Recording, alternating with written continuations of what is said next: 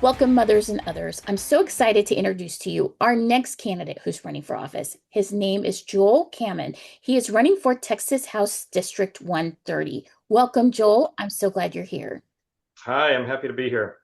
So, Joel, let's just start at the top. Can you tell me why are you running for office? Yes, I think probably like a lot of people with your organization, I have a lot of anger at the direction of our country, at the direction of our state, particularly with Trump. I'm really tired of all of his lies and bullying and just downright insanity.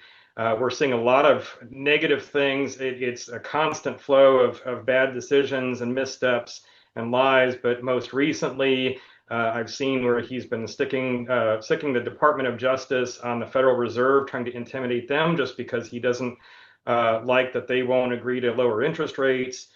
He's talking about taking territory from allies, wanting to steal Greenland from Denmark. I mean, that is just unfathomable.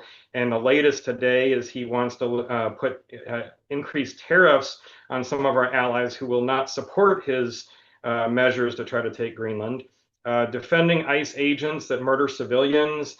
We just see so many things with him, but maybe the biggest thing of all is that I see where he is trying to take control really of all branches and levels of government. So we see him endorsing certain candidates running for Congress and bad mouthing, even lying about his their opponents. So he tries to handpick who will win those elections.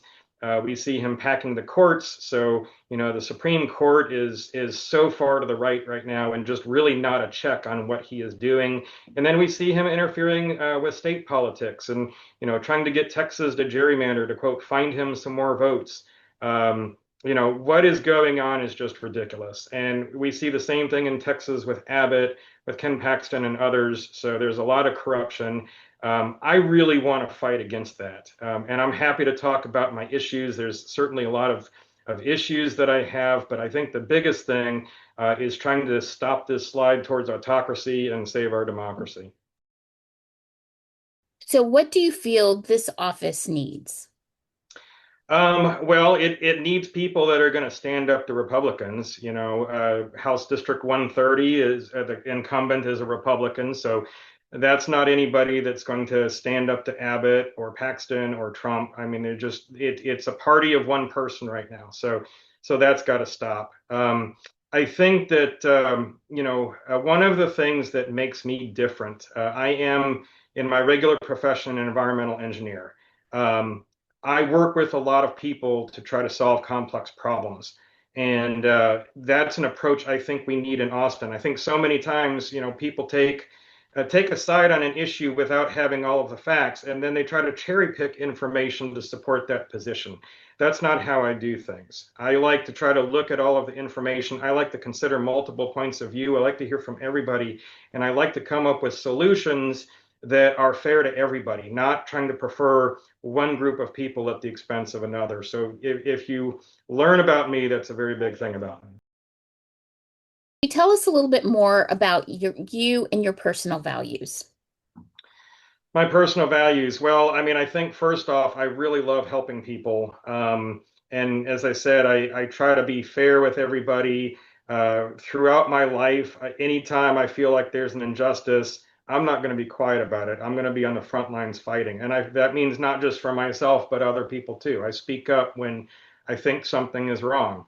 So that has everything to do with why I'm running right now. It's, if I felt like our government was working the way it's supposed to, I wouldn't be running. I'm very busy in my career right now.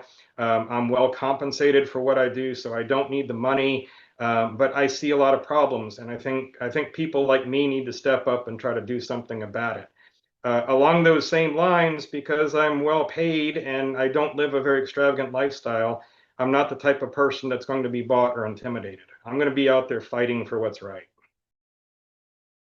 So, what are the top three issues that you're running on?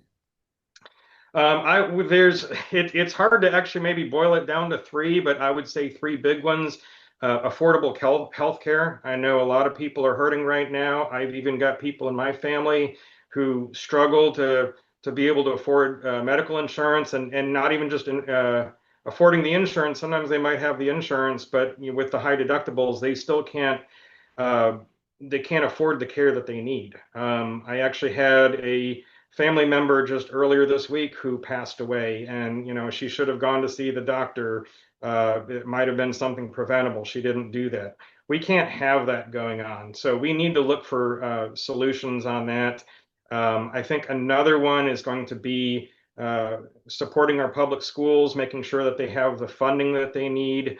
Um, I really strongly object to Republican interference in the school curriculum. We see that with wanting to cut climate change out of the curriculum completely. That's ridiculous. We need the next generation to be learning about climate change and how harmful it is and come up with solutions, because that's a problem that's just going to keep getting worse unless we do something about it. Um, so public education, number two. I would say abortion, number three. Texas abortion law goes so far that Texas women are dying because of it. That is totally inexcusable. And I understand there's different points of view regarding, well, should abortion be legal or not? But we have to protect women. I happen to believe that it should be legal, especially in the first trimester, but we need to protect our women. So those would be three very big issues, but I've got several others. Wonderful. Now let's just have fun and get to know you a little bit better. We are going to do a speed round, so let's hit it. What is the last book you read? I'm going to go out on a limb. Maybe Animal Farm was one that I've read relatively recently. What is your favorite word? I don't know if I have a favorite word. You know what? I'm a big basketball nut, so I'm just going to say basketball. What is your favorite song? One of my all-time favorites would be "Don't Stop Believin'" by Journey. What is your favorite meal? My favorite meal. Well, I would have to go to one that I make myself, and that would be chili. I make a mean pot of Texas chili. Do you have a personal motto? Try your best would be there. And that doesn't mean that you always get the result you want, but at the end of the day, if you've tried your best, you can live with that. What is your favorite hobby? Definitely basketball. What is your favorite animal? Well, I have several pets. I've got dogs, cats, and well, a cat and two rabbits. But I think in the animal kingdom, I think cheetahs are really cool. The fact they can run 60 to 70 miles an hour, just a really amazing animal. Well, Joel, thank you so much for taking the time to meet with us today. It was a pleasure to get to know you. And before we let you go, I want you to tell us like what your URL is and where we can find you on social media. Okay, yeah. So very simply, my website is just joeltexas.com. Very easy. And then I've got Facebook accounts. Actually, my campaign manager has set this up. So Facebook, I've looked at. That's Joel Camann for Texas. Is going to be the way to find that. And you would use the same information for Instagram and Twitter, but I'm going to confess I have never myself actually used Instagram or Twitter, so I'm going to have to become literate in those media. Wonderful. Well, good luck with all of that. It was so nice to meet with you, and I'm sure that the voters out there are going to really appreciate hearing from you. So thank you so much. I look forward to seeing you on the campaign trail. Well, thank you, Nancy. It was a pleasure to talk with you.